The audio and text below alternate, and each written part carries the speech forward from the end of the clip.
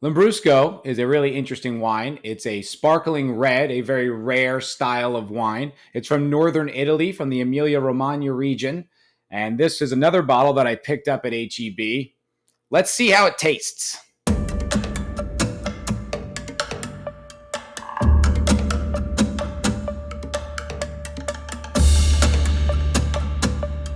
Okay, so this particular bottle of wine I picked up at HEB, like the namesake of the series. It's a Lambrusco Rosé, however, which I didn't realize when I picked it up. I didn't know there was Lambrusco Rosés. In my experience, Lambruscos are sparkling reds, a really rare and unique style of wine that I happen to enjoy a lot. They do vary in sweetness, but for the most part, I think the classic examples of Lambrusco tend to be really dry. And it's interesting to have a dry, sparkling red wine. It's not something you come across that often, and I happen to really enjoy it. This one is not that. This one is Lambrusca, which I think they're being a little cute with the name, especially because it's a rosé. It's from the Linney 910 Vineyard in Emilia-Romagna. It's a winery that's been around since 1910, hence the name, fourth generation. And it's apparently pretty good. I have not tried this one. I just picked it up because someone I work with had just discovered Lambrusco for the first time, and she was enthralled with it. She's like, "Can you get it at HEB?" And I was like, "That's the whole point of my series. The next video I'm doing is a Lambrusco review." So we're gonna try this one and see how it goes. The grape, I read somewhere, the grape blend is 50% Salamino and 50% Sorbara, but as I understand it, all of those grapes are considered Lambrusco. The Italian wine designations are a little strange. Sometimes it's a grape, sometimes it's a village, sometimes it's the wine style, sometimes it's all three. It's not that easy to parse out all the time, so I'm fairly certain that all these grape varietals are considered Lambrusco, but then each one has its own name. Not entirely sure. But let's try this Lambrusco Rosé. Good little tip when handling sparkling wine, keep the cage on, keep your thumb on. One time I let a cork go in a very crowded, expensive New York restaurant, and it really was not, wasn't that cool. They were not thrilled that I did that. So now I always keep my thumb and my hand on it. Apparently the way you're supposed to do it is you're supposed to twist the bottle, not your hand, when holding the cork. That's supposed to just be one turn. I haven't quite mastered this yet. But if you get it right, you don't let too much air out. It shouldn't pop. It popped. That's why I said I haven't quite gotten it yet. So let's give this a go. Let's try it. Now, I'm not entirely sure, but as I was reading the description of this wine online, it says what they do is in the tank, they put it back on the lees, where they coax its secondary fermentation, which in traditional champagne making is they'll add a little bit of sugar into the finished wine with the lees. That's the yeast still in there, and that'll provoke a secondary fermentation, which will create those really fine bubbles. That's how champagne was invented to begin with. Now that's pretty rare because it's time-consuming and difficult. Let me examine this wine. Oh, can't quite see it. The bubbles. They do look pretty fine. It's possible this carbonation is natural. Wow, that's a very aromatic nose. Lots of ripe fruit, like bang, right in your face. Oh yeah, like plum. It's kind of like a berry basket. That is really interesting. I like the smell of that a lot. There's kind of, I wonder if it's sees oak at all, because there's kind of a roasted, almost like a dessert honey vanilla thing. Yeah, that's the impression I'm getting. It doesn't say anything about oak on their website, so I wouldn't assume it is. But it's beautiful on the nose. It's a bouquet of aroma.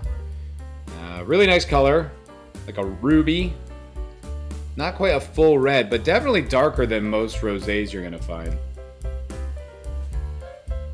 Really nice. There really is some sort of, I can't quite put my finger on it, but there's some kind of like cooked fruit aspect that I'm picking up. That's really nice. Now let's give it a taste.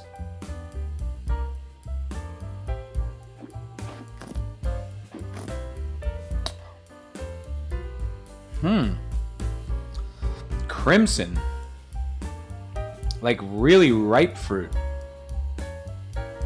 Almost like an oxidization characteristic. Wow, that's not what I was expecting. Because it's a rosé, I was expecting it to be a little bit lighter and brighter, even though it's a Lambrusco. That's a unique wine. That's one of the most unique sparkling wines I've ever had. God, it's just a rose. It just hits you right in the nose. That is amazing.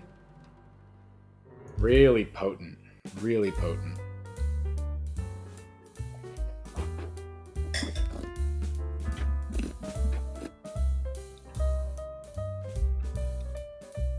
Yeah, you really get that overripe fruit, overripe berry, like sun-dried blackberries or something.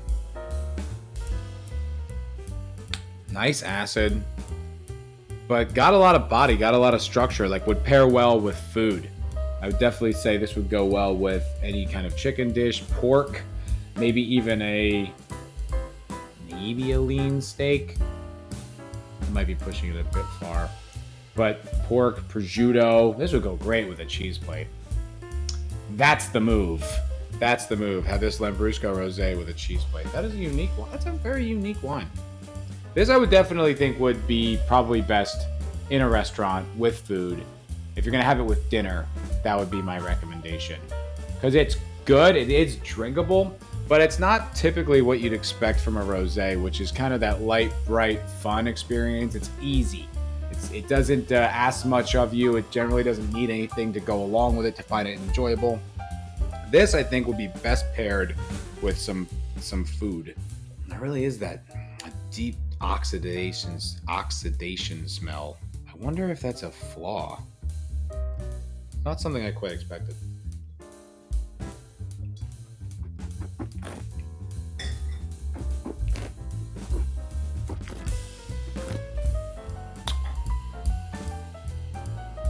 Really, just that overripe fruit is the most intense characteristic of this wine. That's not bad.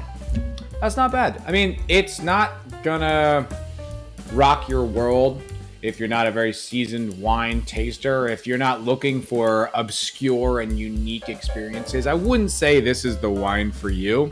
But if you are someone who's a little bit more seasoned, who tries different wines all the time, and you're looking for something different, this is the jam.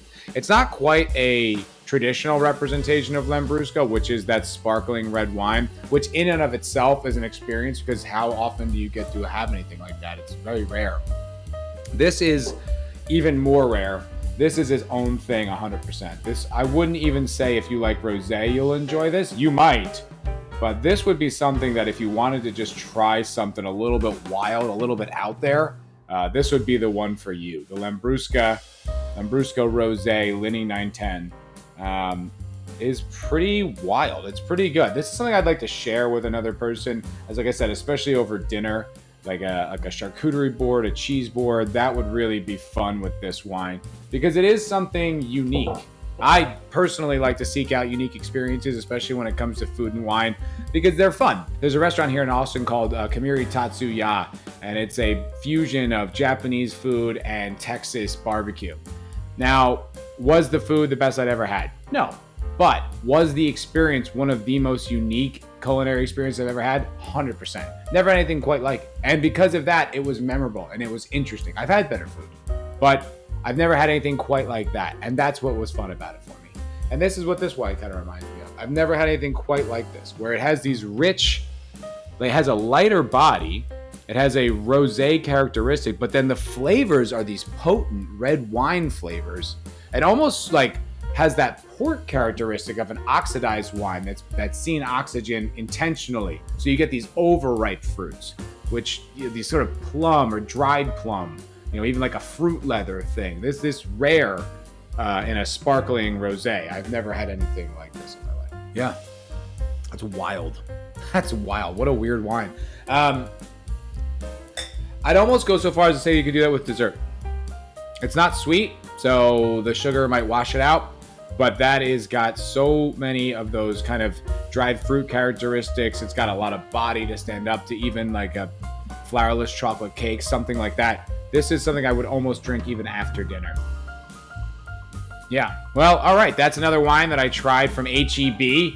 Gotta be honest, it wasn't my favorite, but it was unique. And like I said, I enjoy seeking out unique experiences. I am gonna try to track down and see if HEB does have a red Lambrusco, because I think that's a fun wine. And I think that's an interesting thing for most palates, whether you're a red wine drinker, white wine drinker, or you're new to this in general. I think that's a fun one to try. Okay, thank you so much for watching this HEB wine review. Please make sure to press like, subscribe, share if there's anyone in your life who you think would enjoy this content, because that's the only way a small channel like mine can grow, is your help. So stay tuned for more videos, and I hope to see you around. Have a great day.